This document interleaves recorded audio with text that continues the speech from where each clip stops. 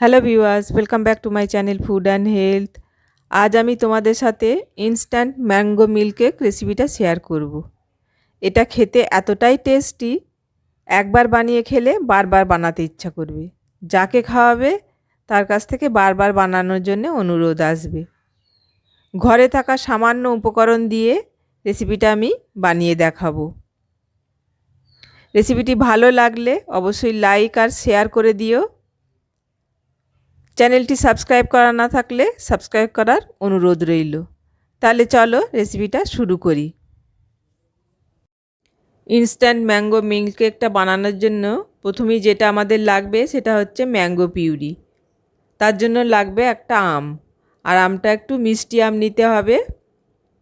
সেজন্য এখানে আমি একটা বড় সাইজের হিমসাগর আম নিয়েছি আর তার পিউরি এভাবে বানিয়ে নিয়েছি। পিউরিটা বানিয়ে রেখে প্রথমেই আমি কেক টিনটাকে রেডি করে নিয়েছি।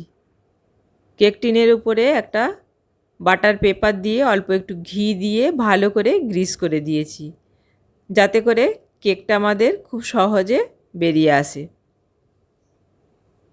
বাটার পেপারটা একটু কেক টিনের উপর পর্যন্ত রাখতে হবে, যাতে করে পেপারটা ধরে আমরা কেকটাকে বার করে নিতে পারি।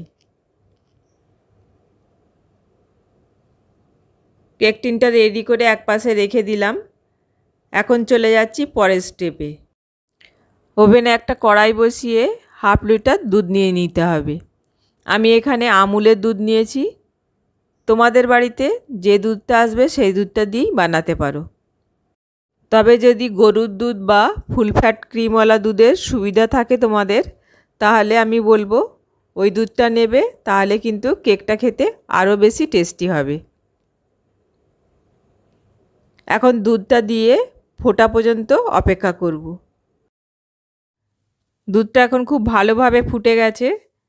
ফ্লেমটা হাইতেই রেখে দুধটা 3-4 মিনিট খুব ভালো করে ফুটিয়ে নিতে হবে, যাতে করে দুধটা একটু ঘন হয়ে যায়। 3-4 মিনিট হাই ফ্লেমে ফুটিয়ে নেওয়ার পরে এবার ফ্লেমটা একটু লো টু মিডিয়াম ফ্লেমে রেখে আগে থাকতে যে পিউরিটা বা আমের পিউরিটা বানিয়ে রেখেছিলাম সেটা এর মধ্যে দিয়ে দিতে হবে। পিউরিটা দিয়ে দুধের সাথে খুব ভালো করে মিশিয়ে নিতে হবে। ফ্লেমটা কোনোভাবেই বাড়ানো যাবে না। ফ্লেমটা লো টু মিডিয়ামে রেখেই দুধের সাথে খুব ভালো করে পিউরিটাকে মিশিয়ে নিতে হবে। এইভাবে পিউরিটা দুধের সাথে খুব ভালো করে মিশিয়ে নিয়ে অনবরত নেড়ে নেড়ে দুধটাকে ঘন করতে হবে। দুধটা এইভাবে নাড়তে নাড়তে কিছুক্ষণের মধ্যেই দুধটা ঘন হতে শুরু করে দেবে। দেখে নিশ্চয়ই বুঝতে পারছো দুধটা আস্তে আস্তে ঘন হতে শুরু করেছে, কারণ আমের মধ্যে একটা টক ভাব থাকে, তার জন্য দুধটা একটু ছানা ছানা হয়ে যাবে, যাতে করে দুধটা ঘন হয়ে যাবে। এখন মিল্ক কেকটা মিষ্টি করার জন্য এখানে আমি বড় চামচে 3 চামচ চিনি দিয়ে দিলাম। আমের নিজস্ব একটা মিষ্টি আছে, সেই জন্য মিষ্টিটা নিজের নিজের স্বাদ অনুযায়ী কম বেশি করে নিতে পারো। ফ্লেমটা মিডিয়ামে রেখে এইভাবে নেড়ে নেড়ে দুধটাকে ঘন করে নিতে হবে। ততক্ষণ পর্যন্ত নাড়তে হবে যতক্ষণ না দুধটা সম্পূর্ণ ঘন হয়ে কড়া থেকে ছেড়ে আসছে।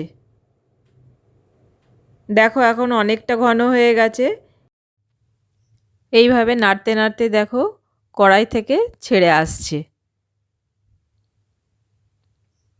এখন অনেক ঘন হয়ে গেছে। বা তুমি ঢাকা দিয়ে এইভাবে ফ্লেমটাকে লোয়ে রেখে মাঝে মাঝে নেড়ে দিতে পারো। এখন মিল্ক কেকটাকে মাওয়ার টেস্ট দেওয়ার জন্য এখানে আমি মিল্ক পাউডার দিয়ে দিচ্ছি। এখানে আমি 2 টেবিল চামচ মিল্ক পাউডার দিয়েছি। প্রথমে 1 চামচ দিয়ে ভালো করে মিশিয়ে নিয়ে তারপরে আবার 1 চামচ দেব। এখানে তোমরা যে কোনো ব্র্যান্ডের মিল্ক পাউডার ব্যবহার করতে পারো। আর যদি মিল্ক পাউডার না থাকে তাহলে তোমরা ডেসিকেটেড কোকোনাট দিতে পারো, তা না হলে কাজু পিসে সেটাও দিতে পারো।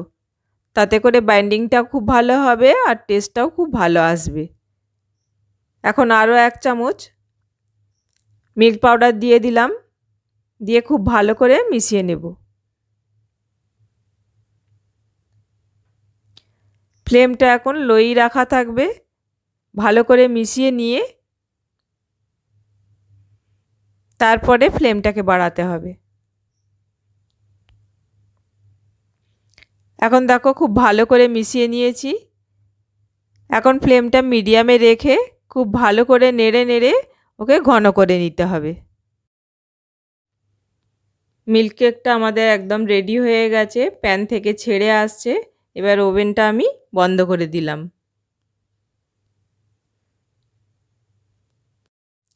আগে থাকতে রেডি করা কেক টিনের মধ্যে কিছু পেস্তা ছড়িয়ে দিয়ে কেকের মিশ্রণটা ঢেলে ভালো করে সেট করে নিয়ে 1 ঘন্টা মতো ফ্রিজে রেখে ভালো করে সেট করে তারপরে তোমাদের আমি দেখাচ্ছি। 1 ঘন্টা পর দেখো আমি ফ্রিজ থেকে বার করে নিয়েছি আর খুব ভালোভাবে সেট হয়ে গেছে। এখন আমি তোমাদের আনমোল্ড করে দেখাচ্ছি।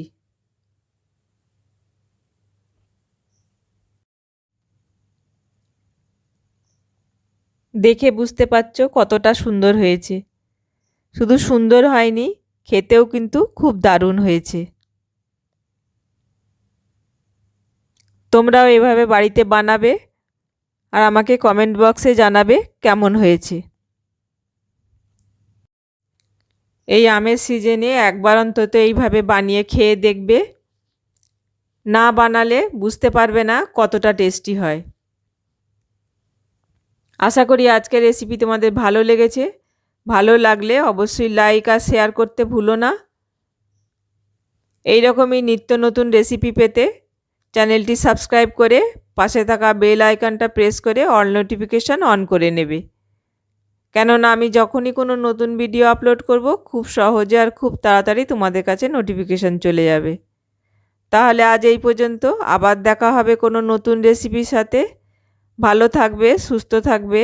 আল্লাহ হাফেজ।